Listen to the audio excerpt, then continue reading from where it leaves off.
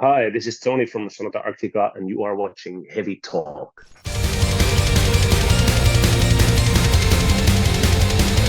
Olá, seja mais uma vez muito bem-vindo ao Heavy Talk, o canal favorito do brasileiro, fã de rock e heavy metal. E nós estamos aqui hoje para mais uma entrevista com Tony Kakko, vocalista da banda finlandesa Sonata Arctica, que acabou de lançar recentemente seu 11º álbum chamado Clear Cold Beyond. Um bate-papo que está muito divertido e que eu peço desde já que você deixe o seu like aqui no vídeo, que é muito importante para o YouTube recomendar, né, esse conteúdo para as pessoas.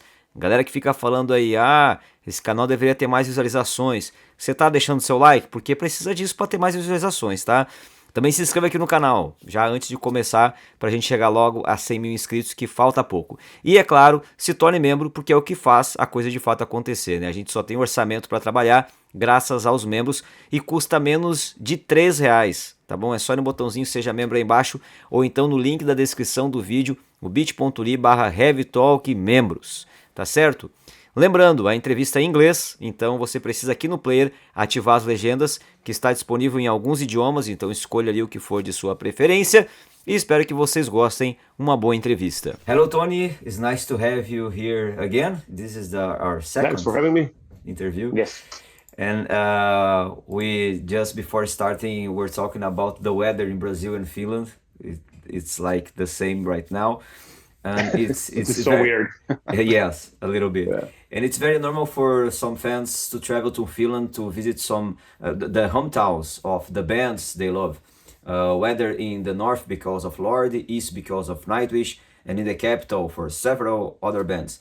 In the case of Kemi, where Sonata started, and some of you still live in the area, what recommendations would you give to a fan about places to visit that are part of the band's history? Well, Kemi City Center, obviously, there are a lot of places um, that are not longer there or that are meaningful for us, but you can't really visit them. But definitely, when you go in the city park, Meripuisto is the name of that. There's this outdoor venue kind of thing, and it's a wonderful park anyway, and beautiful scenery, one of the most beautiful places in Kemi.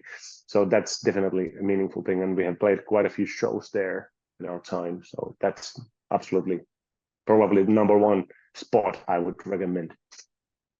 Nice. And Clear Cold Beyond is the 11th studio work of Sonata Arctica, and with the EPs, compilations, and live albums, there are more than 20 records released in the last 25 years. I believe that each album has specific memories of that time when it was released. So, how about this one? The tour has just started, but what are the memories of the production of this record that you will always carry with you, that you will always remember?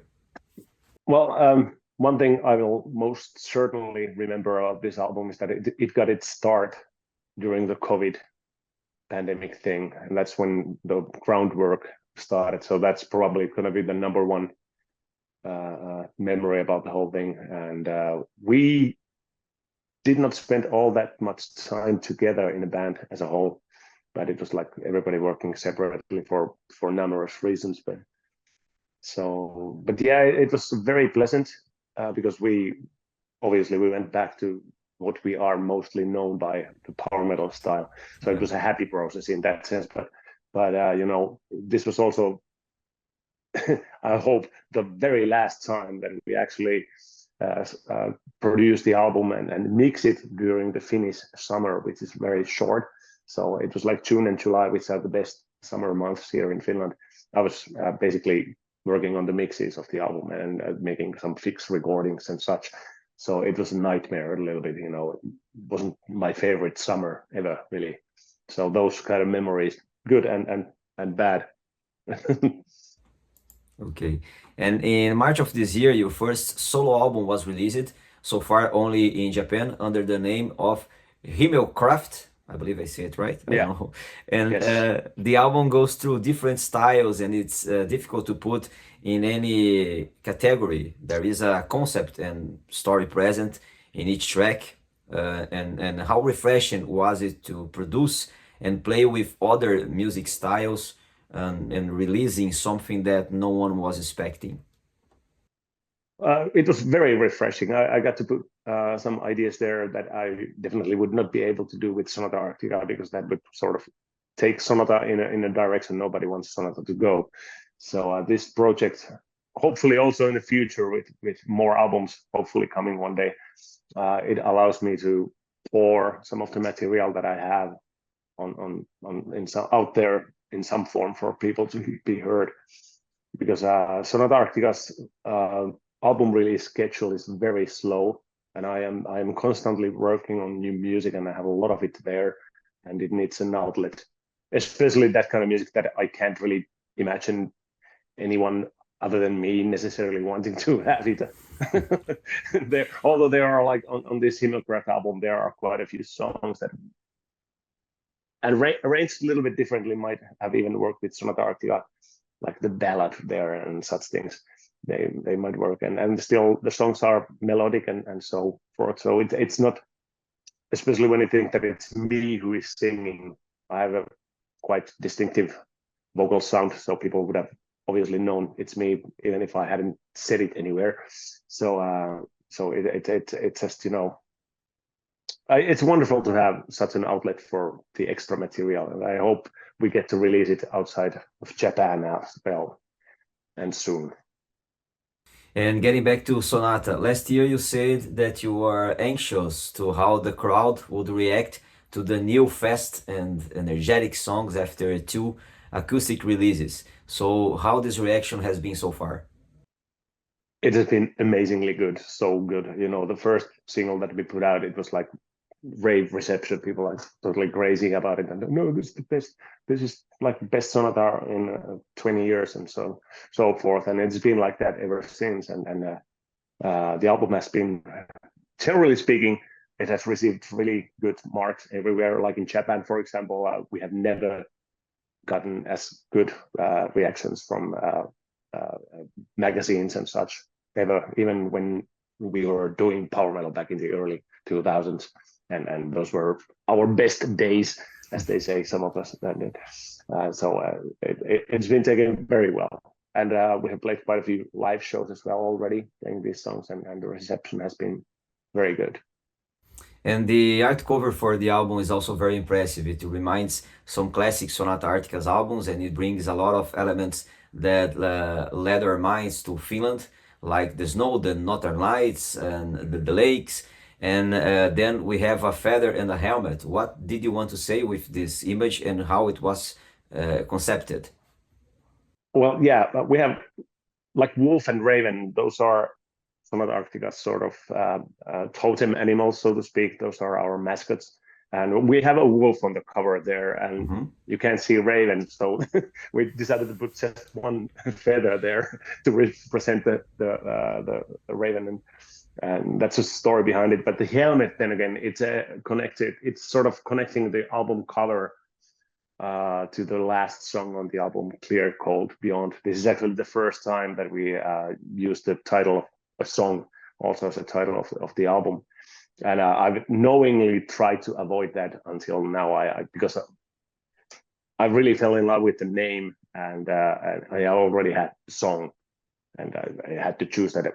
Should I change the name and the lyrics of the song, or maybe break my own rule for once? And we decided to go that way, and it also allows us to connect the album cover also with the song, which is about war, basically. A young guy going to fight in a war as a volunteer, being too young to actually even be drafted, but he gets in, and things go drastically wrong, and he only does everything to impress a girl, and it's a very sad song in that sense, and that's why we have the helmet and the glow in the middle of the screen, in the horizon there, and yeah. And the opening track, First in Line, sounds to me as a wake-up call to really save the humanity from a total digital dependence. And that's a thing that also are affecting the music industry, since people are no longer buying CDs and stuff like that. Now with the whole artificial intelligence thing coming up so fast, Do you feel more stimulated to talk about this kind of thing, and in particular about artificial intelligence? You are like a pessimist or an optimist? Um, it's fun, but it's super dangerous. I like I enjoy toying around, prompting and getting a nice image for my private use. If I want to have a nice picture or something for inspiration or something, it's a great tool for such a thing. But at the same time, if you use that for professional work, you are sort of stealing the food out of someone's mouth at the same time. And although a lot of people don't seem to care about it, you have to be very careful what will be the next step, because you can already prompt computer and ask it to write a song in a style of Sonata Arctica, for example, sung by Freddie Mercury, if you will, and ta-da, you get it.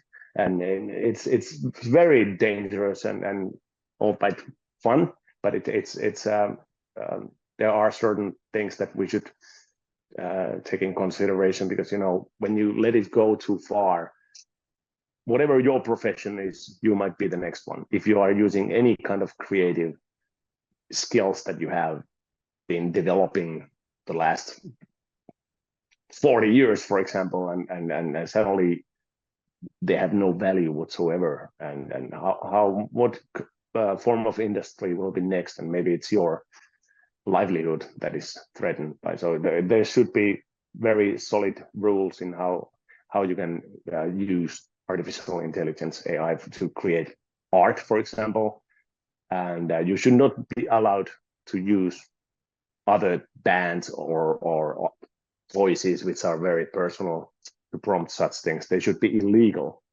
in a way. And but definitely, it's going in a worrying direction also, that you very soon, probably already now, a lot of people are questioning if some very old band's new album has been created by computer instead of actual artists, because they sound weirdly fresh and all that.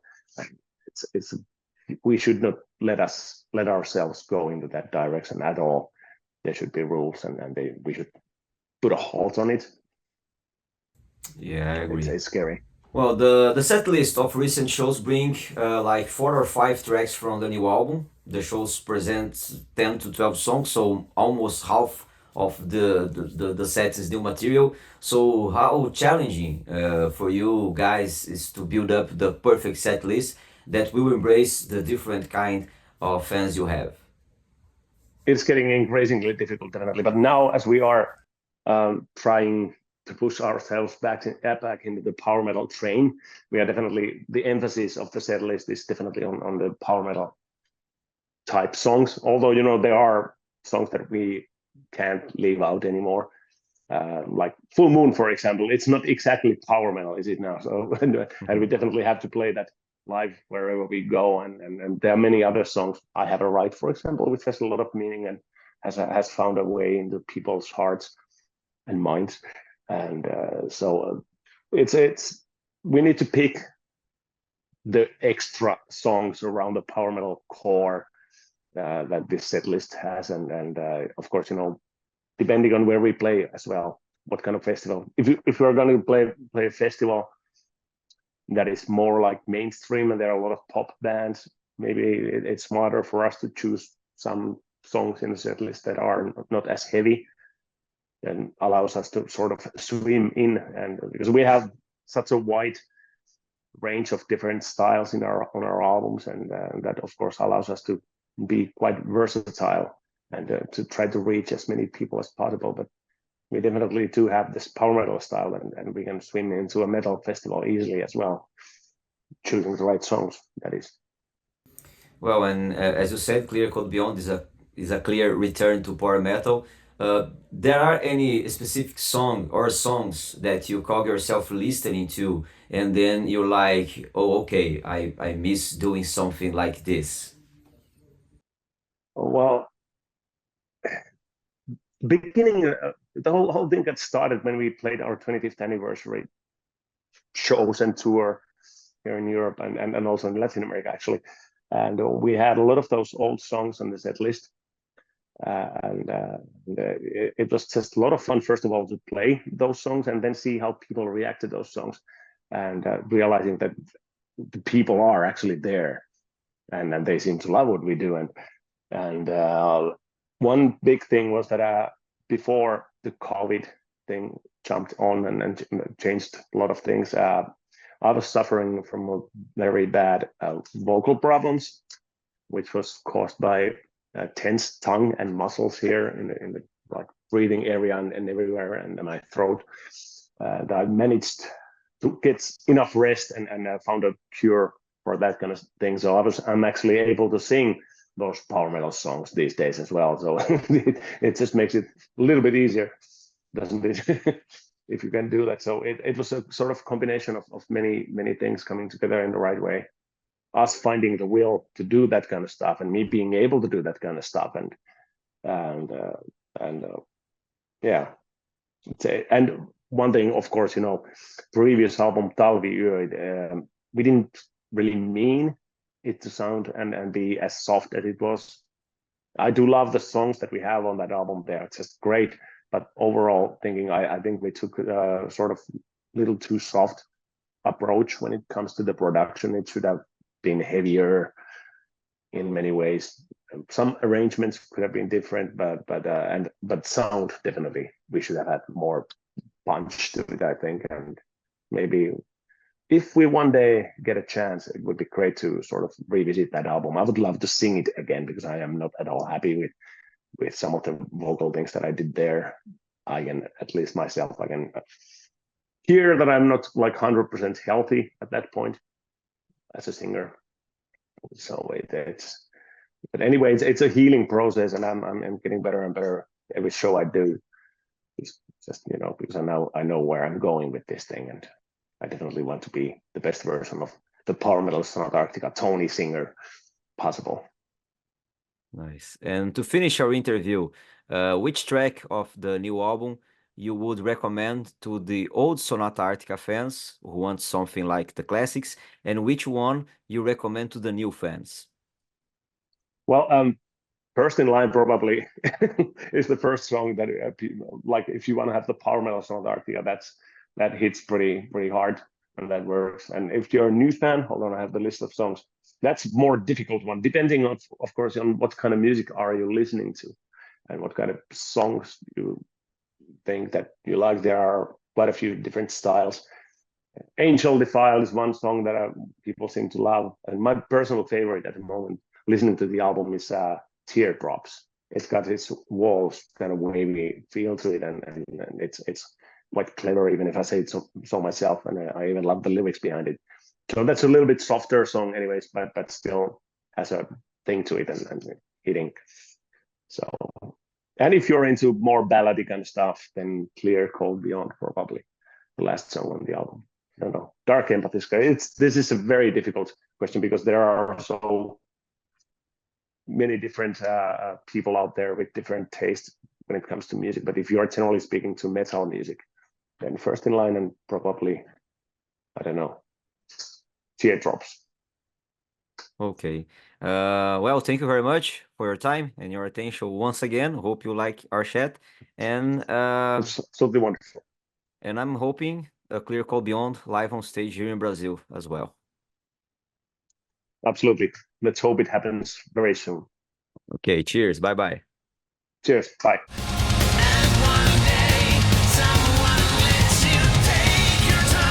É isso, espero que vocês tenham gostado desse nosso segundo bate-papo já com o Tony Kakko.